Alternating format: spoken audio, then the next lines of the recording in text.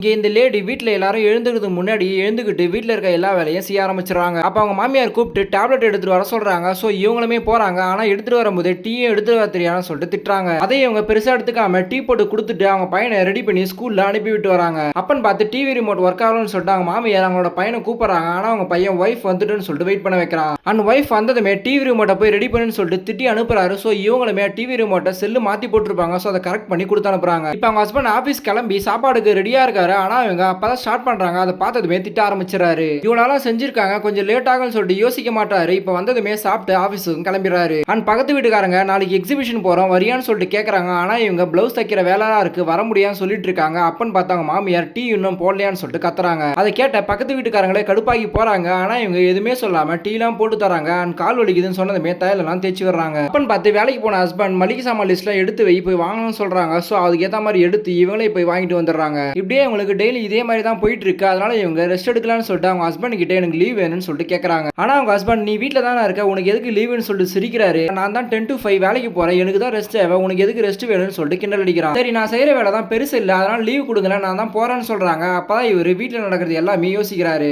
ஆக்சுவலா இவர் குளிக்க போகும்போது கூட டவல் கூட எடுத்துட்டு வர மாட்டாரு. இவங்க தான் எடுத்துட்டு போய் கொடுப்பாங்க. அது மட்டும் இல்லாம இவங்க அம்மா அப்பா பாத்துக்கிறது இவங்க தான் இருப்பாங்க. அதெல்லாம் யோசிச்சு பாக்குறாரு. சோ இதை பத்தி எல்லாம் யோசிக்கும் போது தான் இவங்க வீட்டுல எவ்வளவு வேலை செஞ்சுட்டு இருக்காங்க. அதனால தான் நம்ம ஆபீஸ்ல ஒழுங்கா வேலை செய்ய முடியுது, வீட்டுக்கு வந்ததுமே நிம்மதியா சாப்பிட்டு தூங்க முடியும்னு சொல்லிட்டு இவங்களை பத்தின அருமை புரியுது. அண்ட் அடுத்த நாளே இவங்களோட கஷ்டத்தை புரிஞ்சுக்கிட்டு இவங்க கூட சேர்ந்து ஹெல்ப் பண்ண ஆரம்பிக்கிறாரு. இவங்க அம்மாவுக்குமே பொம்பளைங்க தான் வீட்டுல இருக்க வேலையெல்லாம் செய்யணும், ஆம்பளைங்க எல்லாம் செய்யக்கூடாதுன்னு சொல்லிட்டு யோசிச்சு வச்சிருப்பாங்க. அதை இவர் பேசி அவங்க அம்மாவுக்குமே புரிய வச்சு இவங்களுக்கு ஹெல்ப்பா இருந்து சந்தோஷமா பாத்துக்கிறாரு.